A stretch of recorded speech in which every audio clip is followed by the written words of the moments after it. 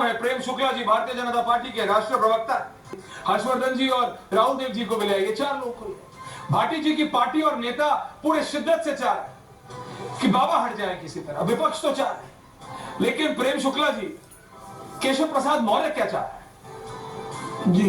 Why is he making such comments? किसी भी, और वो तो संगठन से जुड़े हुए नेता है, वीएचपी से जुड़े हुए नेता है, अशोक सिंघल जी के समय से के साथ काम करते हुए आते नेता, उन्हें बीजेपी की प्रणाली, काम करने की प्रणाली बहुत अच्छे से पता है।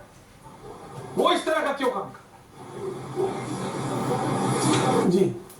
देखिए ऐश्वर्या जी, केशव जी चाहते हैं कि 2027 में एक बार फिर भारतीय जनता पार्टी उत्तर प्रदेश में 2017 वाला जो प्रदर्शन था उसको दोहराए। तो ये हर कार्यकर्ता की ही इच्छा होती कि उसकी पार्टी जो है वो सफलता के शिखर को चूमे। आदरणीय केशव प्रसाद जी चाहते हैं कि भारतीय जनता पार्टी 2029 में 80 में से 80 सीटें या उसमें डिलिमिटेशन में जितनी सीटें उत्तर प्रदेश में हो वो 100% भारतीय जनता पार्टी जीते।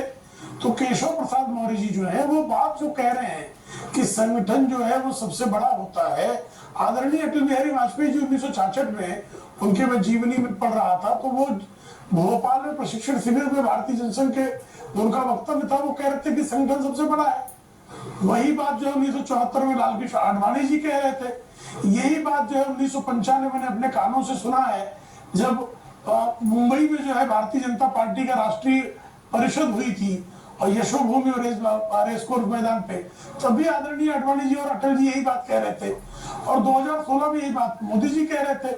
भारतीय जनता पार्टी का हर कार्यकर्ता यही बात करता है।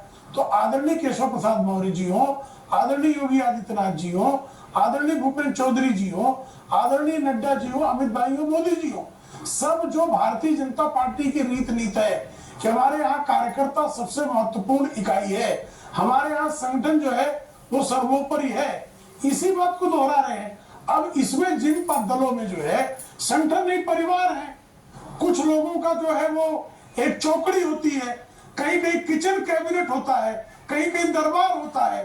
तो जहां दरबार की संस्कृति है, जहां किचन कैबिनेट की संस्कृति है, जहां परिवार के बाहर कुछ जाने न पाए वो संस्कृति है, वहां उनके लिए आश्चर्यजनक लगेगा कि भाई संगठन सर्वोपरि कैसे हो सकता है।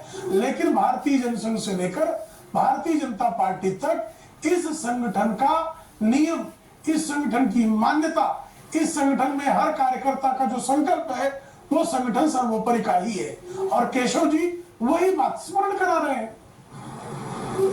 आपने बहुत सिंपली रख दिया, लेकिन क्या राहुल देव जी इतना सिंपल है? मैं समाजवादी पार्टी के नेता भाटी जी के पास जाता, लेकिन उनका नेटवर्क बार बार कट रहा है, मैं राहुल देव जी के पास जा रहा हूं। और प्रेम जी, आपने बहुत सिंपली से एक जैसे लाइक एन एबल स्पोक्सपर्सन, एक कुशल प्रवक्ता की तरह आपने उससे निकलने की कोशिश की कि नहीं मेरी पार्टी में सब कुछ ठीक है, कोई दिक्कत नहीं है। केशव जी ने यही तो कहा है कि संगठन सर्वोपरि है, संगठन सब कुछ है, बिल्कुल है। लेकिन जो हो रहा है प्रेम शुक्ला जी आपको दिख रहा है और वो गलत है। Yogi is the most popular leader in Uttar Pradesh, आपको पता है। योगी ने जो नरेंद्र मोदी जी ने कहा था कि ना खाऊंगा ना खाने दूंगा, उसको इंप्लीमेंट किया यूपी में। लेकिन जो अभी 24 में हुआ, इससे पहले नहीं हुआ। 24 में जैसे रिजल्ट खराब हुआ, ये सब होने लगा। और आप इसको कुशलता से इससे निकलना तो चाह रहे हैं, but it's not that easy. जब तक इस तरह के बयान बंद नहीं होंगे ये सब चलता रहेगा। राहुल देव जी, ऐश्वर्या जी, मोदी जी स्वयं कहते हैं कि मोदी जी सबसे लोकप्रिय नेता है। बोलिए प्रेम जी।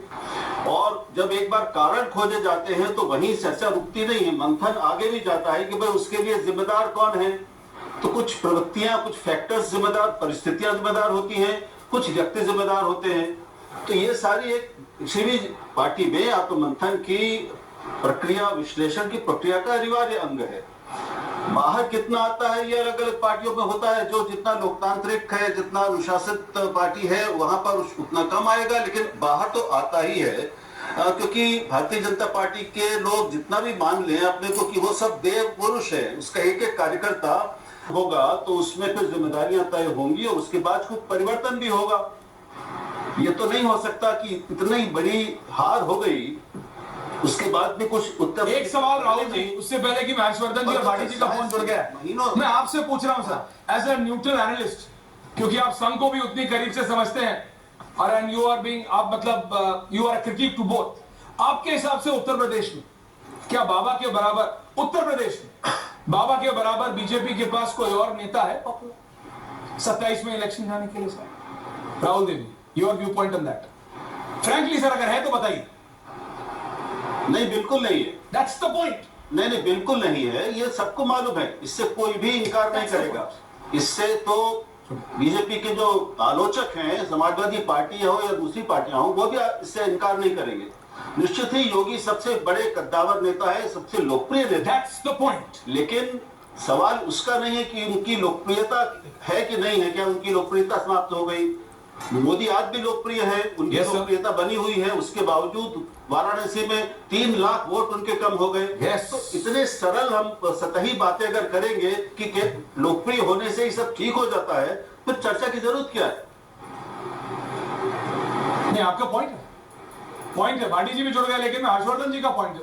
हर्षवर्धन जी, बीजेपी को आत्ममंथन तो करने की जरूरत है। जैसे मैंने कहा, प्रधानमंत्री की मार्जिन जो राहुल जी ने भी दोहराया, कम हुई है। थोड़े जो आवाज और समाजवादी पार्टी ज्यादा लोकसभा सीटें जीत के लाई है बीजेपी से। बीजेपी कहां 80%, 90%, 95%, 100% की बात कर रही थी। तो चिंता की जरूरत है, लेकिन अगर आपस में लड़ेंगे तो ये तो विपक्ष को फायदा पहुंचाएगा। और ये बात केशव प्रसाद मौर्य से ज्यादा कोई नहीं जानता, फिर भी हो रहा। हर्षवर्धन जी, आपका ऑडियो सर। 2017 में वो पार्टी के प्रदेश अध्यक्ष थे, तो उनके मन में रहा होगा कि शायद हम मुख्यमंत्री की कुर्सी पर जाए। लेकिन योगी आदित्यनाथ को नरेंद्र मोदी ने वनवास के बाद 2017 में आए थे, तब योगी जी चेहरा नहीं, तब योगी जी सितारा प्रचारक भी नहीं थे, स्टार प्रचारक जिसको कहते हैं वो भी नहीं। लेकिन जब वो मुख्यमंत्री की कुर्सी पर बैठे हैं, तो आज देश में एक हिंदुत्व वाले नेता के तौर पर, एक भारतीय जनता पार्टी के ब्रांड को बढ़ाने वाले नेता के तौर पर, एक मोदी योगी कॉम्बो के तौर पर वो नजर आते हैं। अब सवाल ये है कि अभी क्या हो रहा है? अभी बड़ा स्पष्ट है कि इस अप्रत्याशित हार का ठीकरा एक दूसरे के सर पर फोड़ने की कोशिश हो, ये इसको समझिए। और ये जो एक दूसरे के सर पर फोड़ने की कोशिश है, इसमें अपना वाला दांव थोड़ा दुरुस्त हो जाए का भी प्रयास हो रहा है। मुझे इसमें जरा सा भी कोई गुंजाइश नहीं दिखती है कि योगी आदित्यनाथ को उत्तर प्रदेश की मुख्यमंत्री की कुर्सी से हटाया जाएगा, मुझे जरा सा भी गुंजाइश नहीं। केशव प्रसाद मौर्य अपनी जो चीजें हैं उसको लेकर जा रहे हैं, और मुझे जो उत्तर प्रदेश में दिख रहा है, पिछले 2 हफ्ते से कैबिनेट की मीटिंग में केशव जी नहीं शामिल हुए, शायद ब्रजेश पाठक भी नहीं शामिल हुए, और भारतीय जनता पार्टी को ये सोचना पड़ेगा कि क्या ये जो उप मुख्यमंत्री के तौर पर संतुलन बिठाने की कोशिश होती है, ये कारगर है क्या? इसका लाभ हो रहा है या एक सत्ता के नए केंद्र के तौर पर उनको नुकसान हो रहा है? पहले भी तो पावरफुल कैबिनेट मिनिस्टर होते थे ना, हायरार्की तो शपथ लेने से बन जाती है, तो उप मुख्यमंत्री को कोई अलग से अधिकार तो मिलता नहीं। हाँ, ये जरूर है कि उप के मन में होता है कि वो उप हटे, तो मुझे लगता है एक तो वो बहुत साफ दिख रहा है। इसका एक दूसरा पहलू, स्टेट एग्जीक्यूटिव की मीटिंग में जो केशव प्रसाद मौर्य ने कहा, ये बड़ा सामान्य था। किसी भी पार्टी में जो नेता होता है वो यही कहता है कि संगठन सरकार से सर्वोपरि। लेकिन उत्तर प्रदेश में एक और चीज है, या किसी भी जगह पर जो संगठन का सबसे बड़ा नेता होता है, सबसे प्रभावशाली नेता होता है, सबसे ज्यादा वोट बटोरने वाला नेता होता है, वही तो देश में प्रधानमंत्री और राज्य में मुख्यमंत्री बनेगा। मुझे लगता है यहीं पर जाकर थोड़ा सा कॉन्फ्लिक्ट ऑफ इंटरेस्ट पैदा हो रहा है।